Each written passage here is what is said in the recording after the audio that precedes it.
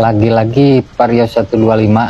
Nah, untuk Vario 125 ini ya Kang, jadi untuk Vario 125 ini katanya keluhannya ini ngempos. Jadi sehabis servis pun katanya dia cuma bertahan 2 hari, kemudian setelah itu dia ngempos lagi. Dan setelah kita mengecek untuk di data FI-nya, di sini saya menemukan kejanggalan.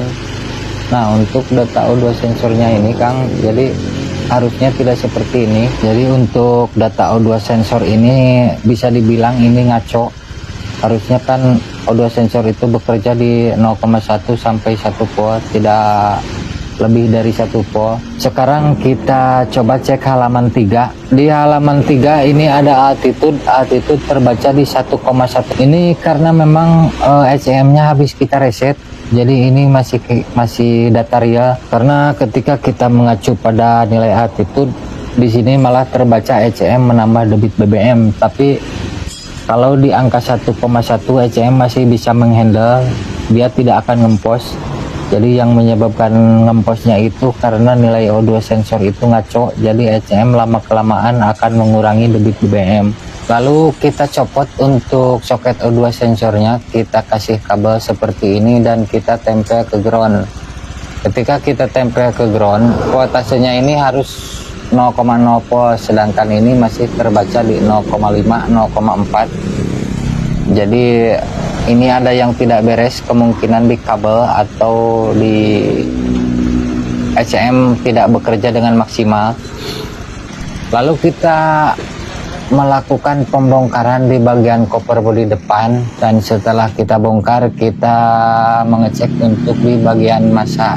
Dan setelah kita cek di bagian massa yang menuju rangka ini, ternyata rangkanya ini sudah berkarat parah.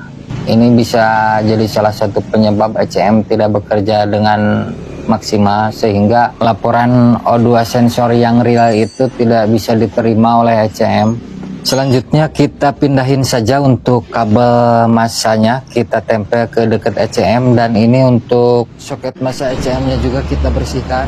Dan setelah semuanya beres, untuk kabel massanya sudah kita pindahin, dan untuk kabel massa ECM-nya juga sudah kita bersihin, sudah kita pasang semua. Selanjutnya kita mengecek kembali untuk di data O2 sensornya. Sekarang kita tempel kembali untuk kabel yang tadi, ini yang soket O2 sensor menuju ECM. Dan setelah kita tempel, di sini O2 sensornya sudah berada di 0,0 volt. Berarti ini sudah normal, karena memang seharusnya begitu. Jadi ketika kabel O2 sensor yang menuju ECM kita tempel ke ground, voltasenya itu harus di 0,0 volt. Dan terakhir kita lanjut ke pemasangan untuk soket O2 sensornya. Dan setelah soket O2 sensor kita pasang, kita lihat untuk voltase O2 sensornya. Nah, untuk voltase O2 sensornya sekarang sudah tidak ngaco seperti tadi. Yang awalnya tadi terbaca di 1,5 bahkan sampai ke 2 volt, sekarang sudah normal.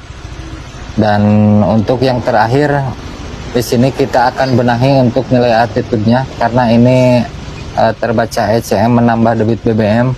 Selanjutnya di sini kita bersihkan untuk injektornya. Dan setelah proses pembersihan untuk injektor, kita pasang kembali dan kita cek kembali untuk hasilnya.